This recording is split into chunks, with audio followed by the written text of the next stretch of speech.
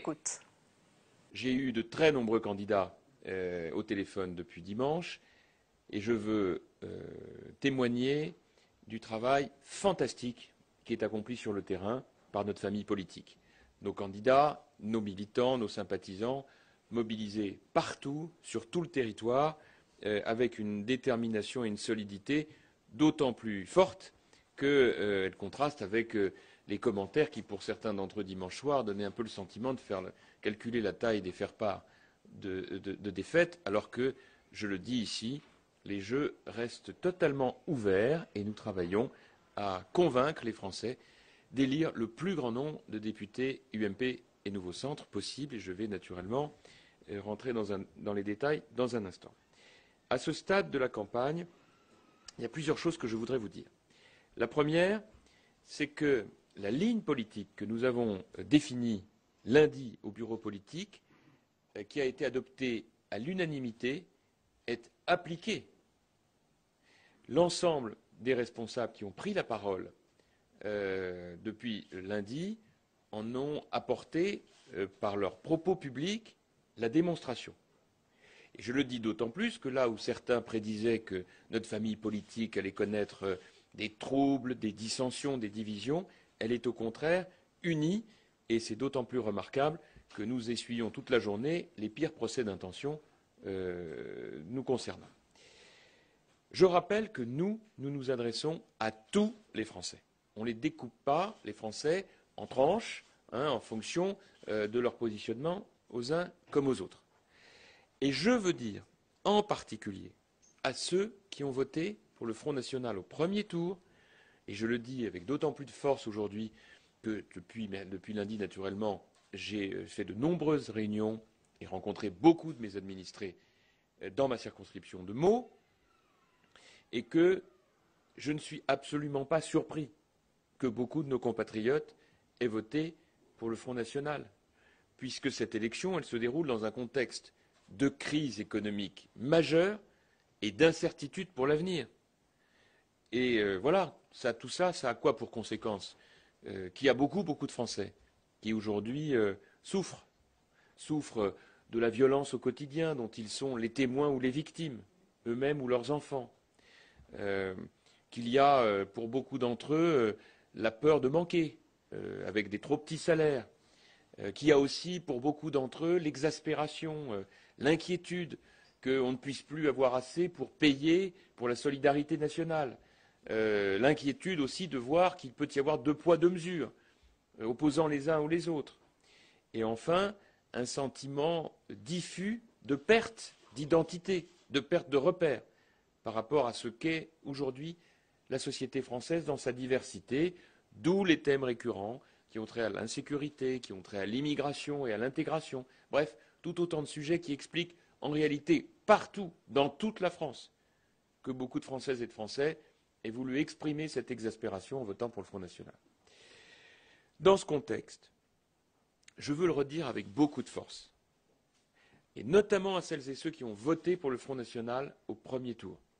Je leur redis une nouvelle fois que s'ils revotent pour le Front National au second tour dans les circonscriptions où les candidats Front National se sont maintenus, ils feront passer la gauche, c'est-à-dire exactement l'inverse de ce que ceux qui ont voté pour le Front National veulent pour notre pays.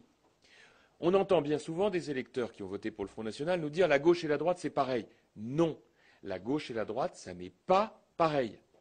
Et je veux là encore le dire avec beaucoup de force, nos programmes sont radicalement différents. Combien d'avertissements faudra-t-il encore donner d'ici dimanche pour que chacun prenne conscience que le programme proposé par François Hollande aux Français amène la France dans le mur? Sur le plan économique d'abord, où je veux dire ici que le plan A de François Hollande et de Jean-Marc Ayrault, le plan A, c'est des promesses électorales dans tous les sens d'ici la fin des élections législatives. Ce plan A dissimule un plan caché qui est le plan B qui arrivera à partir de lundi, qui s'appelle un matraquage fiscal, et en particulier des classes moyennes, qui vont se retrouver à payer pour tout le monde.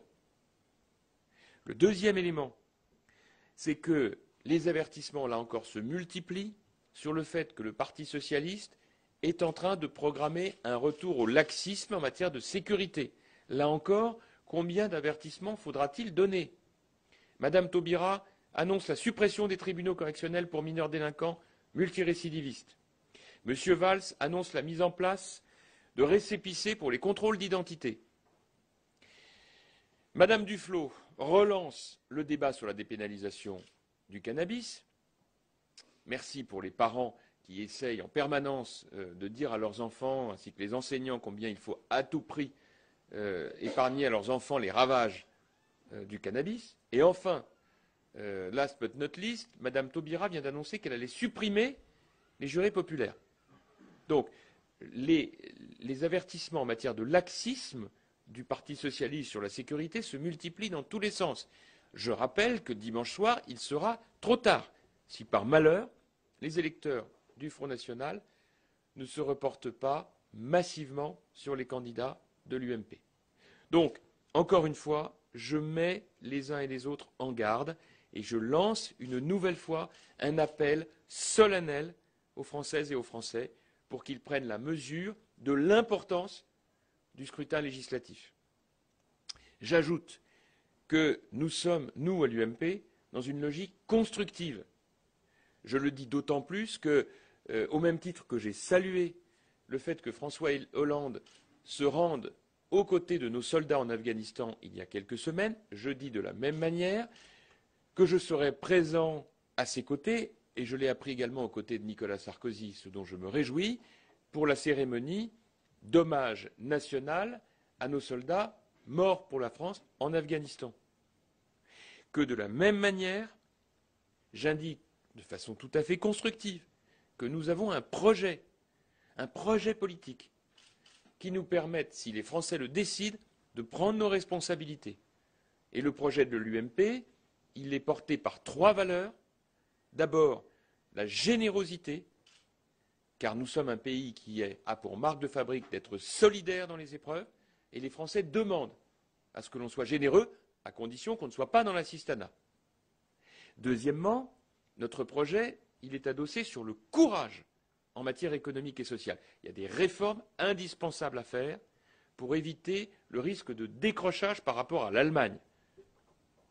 Et de ce point de vue, je veux dire que je ne comprends pas comment François Hollande peut recevoir en cette période les dirigeants de l'opposition allemande, au risque de mettre nos relations avec la chancelière et le gouvernement allemand en porte-à-faux, alors même que le lien entre la France et l'Allemagne doit être extrêmement solide. Et enfin, le troisième terme de notre projet, après celui de générosité et de courage, c'est celui de fermeté. Fermeté dans ce qui relève des fonctions régaliennes de l'État. Sécurité, justice, laïcité, immigration.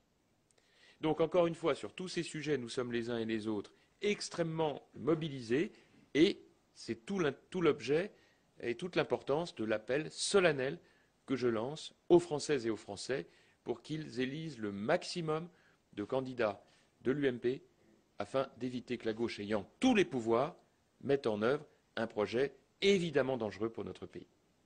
Voilà ce que je voulais vous redire ce matin et je suis bien sûr à votre disposition pour répondre à vos questions si vous le souhaitez. Que répondez-vous à Jean-Marc Ayrault qui vous accuse de préparer une alliance avec l'extrême droite à l'image de ce qui s'est fait en Italie? Que je n'ai absolument aucune leçon à recevoir de Jean-Marc Ayrault dans le domaine de la morale politique, d'ailleurs même dans le domaine de la morale tout court. Je rappelle à Jean-Marc Ayrault que nous avons fait le choix de ne faire aucune alliance avec les extrêmes, alors que Jean-Marc Ayrault et son parti, le Parti socialiste, vit depuis des années dans le partage des places et des voix avec l'extrême gauche. Voilà. Il fait avec le Front de gauche, de Jean-Luc Mélenchon, ce que nous ne faisons pas avec le Front national. Voilà. Donc je dis à Jean-Marc Ayrault que c'est terminé, c'est révolu, cette période durant laquelle on vivait dans un magistère du politiquement correct qui faisait croire que l'extrême gauche, ce n'était pas la même chose que l'extrême droite. La grande différence entre le Parti socialiste et l'UMP, elle est là. Là où le Parti socialiste est prêt à tout pour exercer le pouvoir et donc à s'allier avec l'extrême gauche, eh bien nous avons fait le choix de ne pas nous allier avec l'extrême droite. Voilà. Donc autant vous dire que Jean-Marc Ayrault n'est pas le mieux placé pour nous donner des leçons de morale. Mais enfin, cela dit, puisque vous me posez la question et que je veux vraiment être bien complet, je crois que vous ne suivez pas l'UMP, je ne suis pas sûr. Et si vous pouviez passer le message à vos confrères qui... vous ne suivez pas le Parti Socialiste, pardon. Excusez-moi.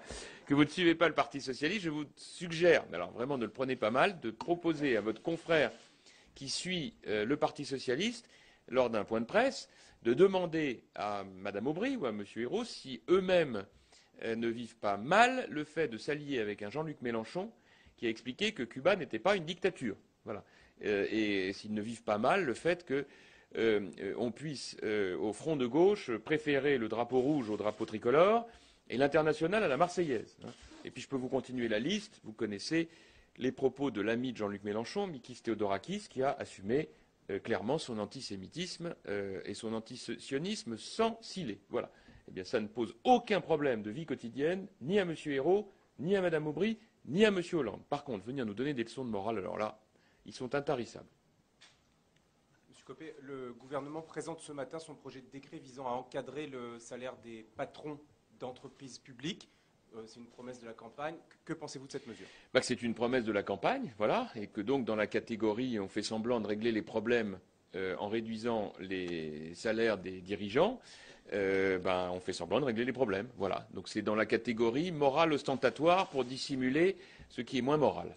Voilà. C'est une technique qui un jour quand même ne pourra plus se dissimuler derrière l'écran de fumée. Voilà, c'est ça. C'est-à-dire que c'est pas que c'est moins moral, c'est simplement qu'on fait croire aux Français que l'on règle les problèmes budgétaires, que l'on règle les problèmes économiques en réduisant la rémunération des dirigeants de notre pays. Voilà, je trouve que c'est extrêmement hypocrite. Ça ne règle rien, ça ne réduit en rien les injustices, puisque pour moi, réduire les injustices, c'est surtout permettre aux Français de gagner plus, et autant vous dire qu'on en est très loin en simplement réduisant de X% la rémunération du patron de la SNCF. Voilà, je m'excuse de vous le dire, comme d'ailleurs on n'a rien réglé en réduisant de 30% la rémunération du président de la République. Que je sache, ça n'a absolument pas amélioré le pouvoir d'achat des Français, cela n'a pas réduit le déficit budgétaire, cela a même accru, puisque dans le même temps, ils ont augmenté de 60% le nombre des ministres. Donc vous voyez, tout ça est dans une hypocrisie généralisée. Ce n'est pas ça qui, me semble-t-il, incarne le courage politique. Voilà.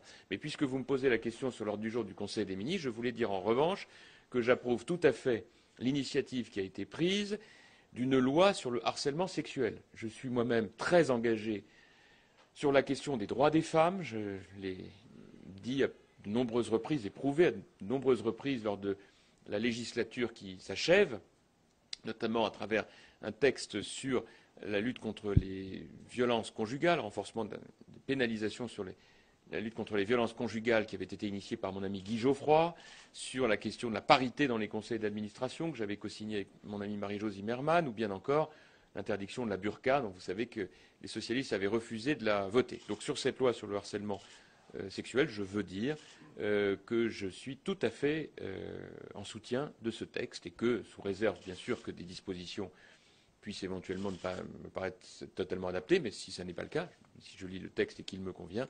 je le voterai si par malheur la gauche est au pouvoir et qu'elle le soumet, et je le reprendrai si par bonheur c'est la droite qui emporte les législatives.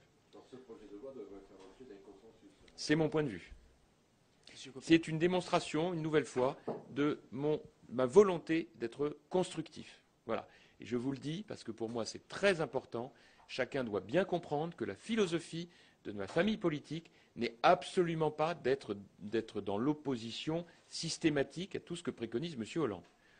Nous le ferons lorsque nous considérons que l'intérêt supérieur de notre pays est en jeu, et c'est la raison pour laquelle je dénonce, comme je le fais, le plan caché de matraquage fiscal des socialistes, que je dénonce le recul en matière de lutte contre l'insécurité, mais lorsque je vois une loi qui se veut répressive sur les questions de harcèlement sexuel, eh bien naturellement, je l'approuve totalement. Est-ce que Roland Chassin, qui n'a pas respecté les consignes que vous avez fixées par rapport au Front National, est-ce qu'il doit être exclu de l'UMP? Oui, de toute façon, moi j'ai condamné son attitude dès lundi, où je crois que vous étiez présent au point de presse que j'ai fait à la suite du bureau politique. Je la condamne clairement, sans aucune hésitation, d'aucune sorte. Nous avons défini une ligne politique, les choses sont claires. Alors ensuite, Nous examinerons évidemment cette situation au bureau politique. Pour ma part, je ne vois là-dessus aucune hésitation. Oui, oui, oui. Oui, mais enfin, il y a un bureau politique, ce sera évoqué là. Moi, je ne veux pas préjuger. Vous savez, moi, je suis très attaché au respect de notre fonctionnement. Bon, moi, j'ai une conception de mon rôle de secrétaire général de l'UMP qui est extrêmement collégial depuis la première minute où j'ai pris mes fonctions. Voilà, c'est le principe selon lequel, quand on est à la fois chef d'équipe et chef de famille, on s'assure que les choses sont partagées. Voilà, donc on en parlera mercredi prochain, mais je défendrai tout à fait cette idée, clairement. D'exclusion. Quand on regarde le paysage politique après le premier tour, on voit la disparition du centre, enfin ce qu'on appelait autrefois l'UDF à côté du RPR, ce qui montre finalement une UMP qui n'a plus d'alliés par rapport au Parti socialiste. Est-ce que ça vous oblige, parce que selon vous, ça vous oblige à revoir votre positionnement idéologique et positionnement tactique pour les prochains scrutins, cette absence d'alliés? Enfin, moi, je connais cette thèse, je ne la partage pas à titre personnel. Je pense qu'en réalité, ça nous renvoie évidemment à des réflexions plus philosophiques, mais existentielles. Mais il y a traditionnellement en France, René Raymond en avait fait la théorie et elle a nourri nos lectures de jeunesse, des trois droites. Bon, la droite légitimiste, la droite orléaniste, la droite bonapartiste. Bon. La vérité, c'est que, ou libérale pour la première, la vérité, c'est que tout cela a fait l'objet d'un débat qui a été tranché lorsque, au début des années 2000, après le 21 avril 2002, vous vous en souvenez peut-être, a été décidé par nos aînés de rassembler la famille de droite et de centre-droit en un seul grand parti politique. Bien. Cela a merveilleusement bien fonctionné, des réformes ont été mises en œuvre avec la confiance des Français durant toutes ces années. Reste que nous sommes aujourd'hui confrontés à une donnée politique nouvelle. Cette donnée politique nouvelle, elle peut donner deux types d'options. Première option, l'éclatement de l'UMP. Inutile de vous dire que ce n'est certainement pas celle que je préconise, parce que je crois au contraire à la formidable efficacité d'un grand parti politique de droite et de centre-droit, à l'image de la CDU en Allemagne, ou du Parti conservateur britannique, ou le Parti populaire en Espagne. Dans ce contexte-là, j'ai proposé une ligne stratégique qui sera débattue, mais qui, je le sais, fait déjà quasi-unanimité dans ma famille politique, qui est de dire, au lendemain des législatives, je proposerai deux lignes stratégiques. La première concerne les hommes, la seconde concerne l'organisation et les idées. Celle qui concerne les hommes, entre guillemets, les hommes et les femmes, c'est que je vais lancer le plus grand plan de recrutement jamais réalisé par un parti politique pour proposer aux Françaises et aux Français qui se sont beaucoup mobilisés dans la campagne présidentielle et législative de s'engager à la reconquête des territoires perdus en 2014 pour les municipales et les élections régionales et départementales. La deuxième ligne stratégique, c'est de faire un grand travail de réflexion programmatique et d'y inclure la mise en place des fameux mouvements, c'est-à-dire de l'expression des sensibilités différentes à l'intérieur de l'UMP sur la base d'un socle de valeurs communes. Voilà. Et ainsi pourront s'exprimer avec des moyens, avec des idées, les centristes de l'UMP, les libéraux, les gaullistes, les gens de la droite populaire, bref, que tout ça se reconfigure et qu'un grand parti de droite et de centre-droit puisse incarner tout le spectre programmatique. Voilà un peu le plan stratégique que j'imagine pour notre parti, et je pense qu'à travers ça, il y aura effectivement matière à dire et à faire, aussi bien dans l'hypothèse d'une défaite aux législatives que d'une victoire aux législatives. Dans les deux cas de figure, il nous faudra faire ce travail. Ça demande quand même, sur ce travail idéologique, vu qu'il n'y a pas de réserve de voix, on le voit dans plein de circonscriptions, il n'y a pas de réserve de voix pour le second tour, ou très peu, dans la mesure où vous avez maintenant un parti à droite de la droite qui ne fait pas alliance avec vous, ne faites pas l'alliance, vous refusez l'alliance. Du coup, ce travail idéologique va vous obliger à élargir ce spectre-là, oui, notamment avec tous les, si on prend les enquêtes d'opinion, 60% de vos sympathisants sont pour l'alliance. Il y a une poussée à la base par rapport à une direction, un travail idéologique. Tout ça va s'affiner, et vous, quelle sera votre position? Eh bien, justement, d'élargir les sujets. Je pense que dès lors qu'il n'y a pas d'alliance avec l'extrême droite, du coup, nous, on ne va pas en plus s'interdire de parler de tous les sujets qui engagent les Français. Quel est le principal ennemi, si j'ose dire, de l'UMP? C'est le politiquement correct. C'est-à-dire cette capacité qu'on a à Paris d'interdire par décret intellectuel un certain nombre de sujets. Eh bien, j'estime qu'à partir du moment où nous ne faisons pas d'alliance avec les extrêmes, contrairement au Parti socialiste, nous avons donc le devoir de coller au terrain et à la réalité. Ça tombe bien, c'est très exactement ce que les Français nous demandent. Les Français, ils nous demandent de coller à la réalité et de coller au terrain. Voilà, c'est tout. Monsieur Copé. Hier, ou avant-hier plutôt, estimait qu'après les législatives, il fallait que l'UMP réfléchisse à la question des alliances, justement, avec le FN. Vous l'interdisez. Oui, enfin, j'ai compris que la position était un petit peu plus subtile que vous le dites là, mais en tout état de cause, la ligne d'Alain Joyandet, comme celle d'ailleurs que nous avons tous évoquée à l'UMP, elle consiste à dire nous ne faisons pas d'alliance, mais en revanche, nous ne nous interdisons aucun des sujets qui intéressent les Français. Voilà. Et alors, du coup, En tout cas, c'est ma réponse, comme disait Thierry Le Luron. Et alors, du coup, dans ce sens, est-ce que Nadine Morano a eu raison de donner une interview à Minute Oh, je me suis déjà exprimé là-dessus, je vous l'ai dit. Moi, je n'ai pas de commentaire à faire. Nadine Morano mène un combat électoral extrêmement difficile. Je la soutiens totalement dans une circonscription qui est une circonscription dans laquelle, vous le savez, la crise économique frappe douloureusement nos concitoyens. Elle se bat avec beaucoup de courage pour convaincre sur le terrain qu'elle est, ce que je sais depuis longtemps, la meilleure pour représenter ses concitoyens dans cette circonscription, et je l'encourage de toutes mes forces. Mais encore une question là-dessus. À partir du moment où elle parle de valeurs communes, où s'arrête pour vous à l'alliance électorale. Voilà. Est-il vrai, comme c'est écrit dans le Parisien ce matin, que vous avez souvent Patrick Buisson au téléphone? Non, je ne sais pas d'où ça sort, ça, mais voilà. C'est tout le problème de ces articles que l'on écrit sans toujours demander aux personnes intéressées ce qu'ils en pensent. Donc, il m'arrive d'avoir au téléphone un certain nombre de personnalités, y compris de gens qui ont travaillé avec Nicolas Sarkozy. Il y en a d'autres. J'ai souvent au téléphone Henri Guénaud, Jean-Michel Goudard. Voilà, c'est des gens avec lesquels j'ai des relations téléphoniques ou que je peux rencontrer. Mais voilà, pas plus l'un que l'autre. À nouveau sur Nadine Morano, que pensez-vous du soutien apporté aujourd'hui par François Fillon, quand on se rappelle de la passe d'armes que vous avez pu avoir avec lui au moment des cantonales, justement sur les consignes de vote, le fameux rapport Nini? Et quel rapport? Il a évolué dans le bon sens à vos yeux? Non, mais attendez, quel rapport avec la visite de soutien à Nadine Morano? J'arrive pas à comprendre. François Fillon, qui avait exprimé ce point de vue divergent au moment des cantonales, soutient Nadine Morano, qui multiplie les appels aux électeurs du Front National. Mais moi aussi, je multiplie les appels aux électeurs du Front National. On multiplie tous, on fait la différence.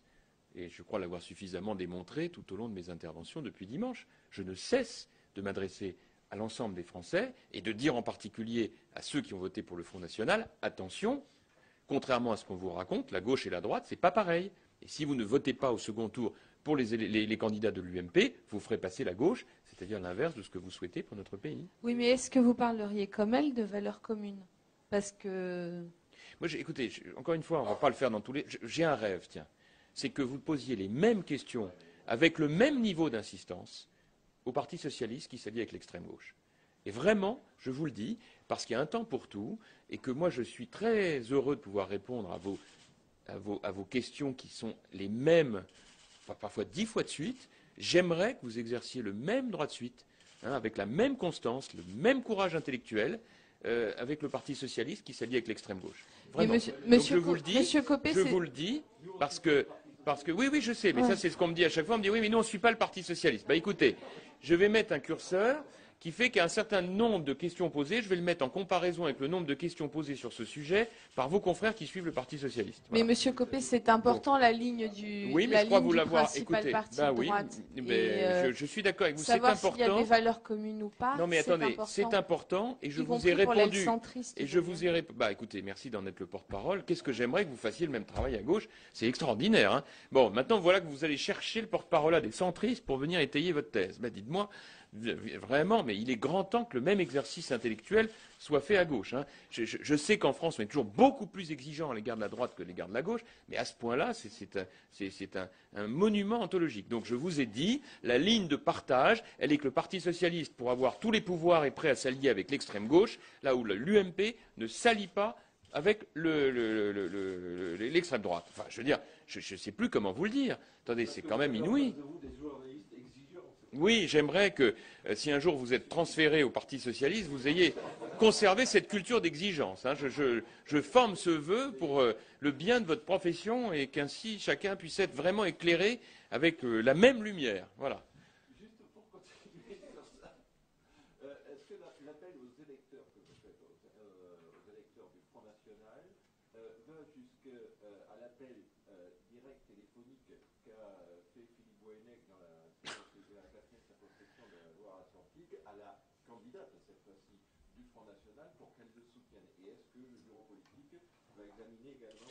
Et honnêtement, je ne sais pas. Là, vous me posez une colle, je ne suis pas au courant, c'est vous qui me l'apprenez, je ne sais pas. Donc, de toute façon, les cas seront regardés. Il y en a quand même, il y a 577 circonscriptions. Roland Chassin est devenu la vedette mondiale de ce débat depuis lundi. Voilà que vous avez essayé de vous acharner sur Étienne Mouru, puis pas de chance, malheureusement, Étienne Mouru est devenu un mauvais client pour vous, puisqu'il s'est conformé à la ligne de notre parti. Alors maintenant, vous me trouvez un autre de nos collègues, il faut que je regarde. Je vous promets que tout ça sera regardé absolument à la loupe. Et puis, si vous avez 5 minutes de libre entre 2 coups de loupe sur l'UMP, essayez, si vous croisez un dirigeant socialiste, de lui demander ce qu'il pense des déclarations de M. Theodorakis, antisémite et antisioniste assumé, ami de Jean-Luc Mélenchon. Je vous demande d'avoir la gentillesse de leur poser à celui que vous voudrez la question et de me transmettre la réponse. J'en ferai le meilleur cas. Voilà. Ah.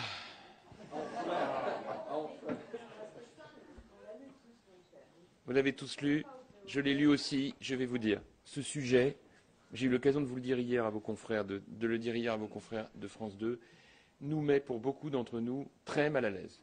Très mal à l'aise, voilà. Parce qu'en réalité, cette affaire que je trouve comme beaucoup extrêmement futile, je me mets à la place des Français qui doivent l'observer avec effarement.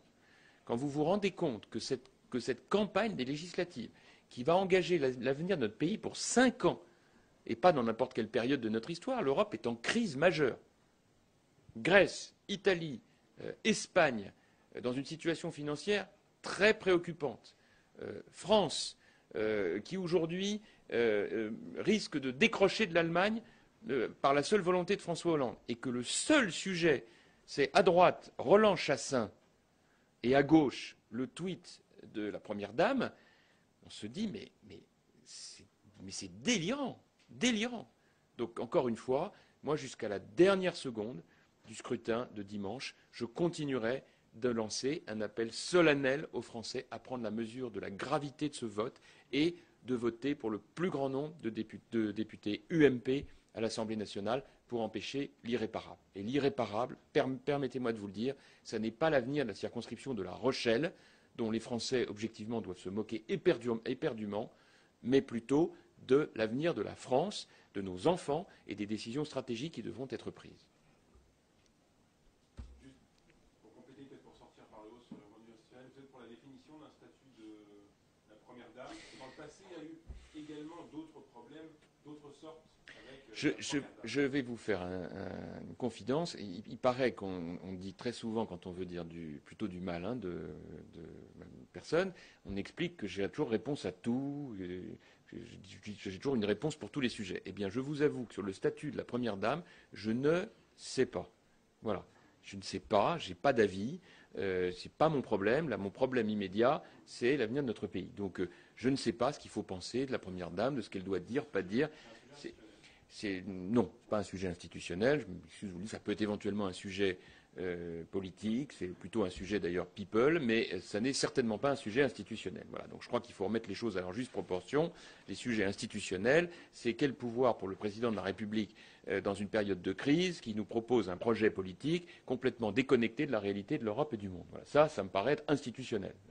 En revanche, les réflexions par, je sais pas quoi, tweet, enfin, c'est aberrant, aberrant. Pas vous dire autre chose, aberrant. Voilà, merci beaucoup.